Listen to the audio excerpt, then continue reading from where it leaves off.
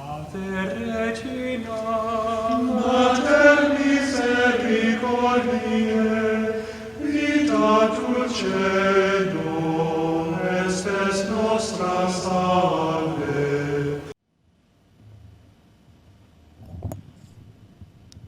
The Lord be with you. A reading from the Holy Gospel according to John.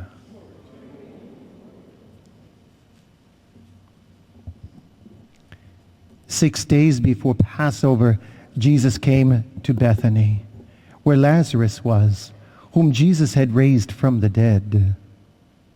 They gave a dinner for him there, and Martha served, while Lazarus was one of those reclining at table with him. Mary took a liter of costly perfumed oil, made from genuine aromatic nard, and anointed the feet of Jesus and dried them with her hair. The house was filled with the fragrance of the oil. Then Judas Iscariot, one of his disciples, and the one who would betray him, said, "Why was this oil not sold for 300 days' wages and given to the poor?"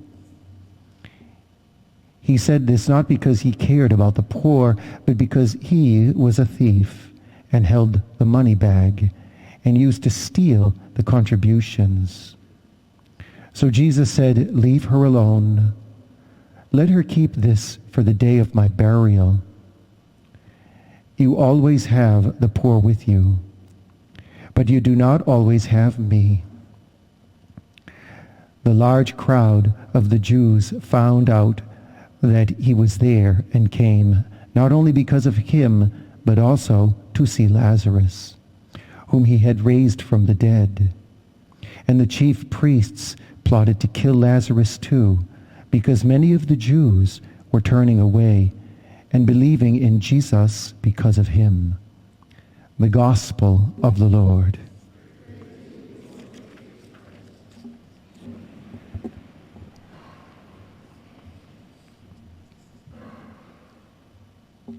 Here is my servant whom I uphold.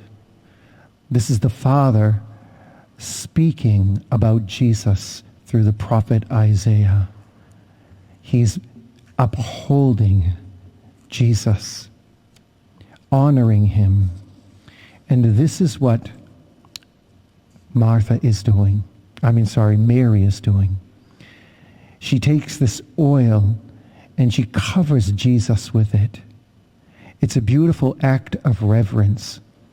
It's a lavish display of tenderness and care for the beloved Savior. It beckons us to be the same way about Jesus, to cherish him in the Eucharist, to be respectful at the way we hold the host and come to communion, to be respectful as we assume the postures of what it is as part of our worship, kneeling, genuflecting, standing.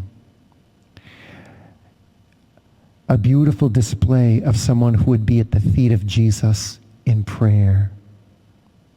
Even though you might say, "I don't have time," but you do it anyways because Jesus demands the tenderness of your affection, especially in prayer.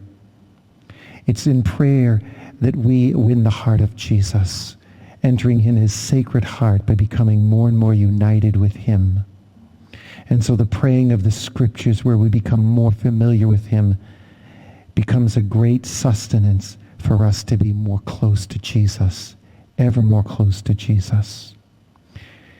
This is all indicative of someone who has great generosity, which is what Mary had. 300 days' wages worth of perfume. That's about a year's salary for a laborer in Jesus' time. She generously poured out of herself for the sake of Jesus. And this is what we do. This is what we're called to do in a relationship of love with him. And she pours out her heart generously.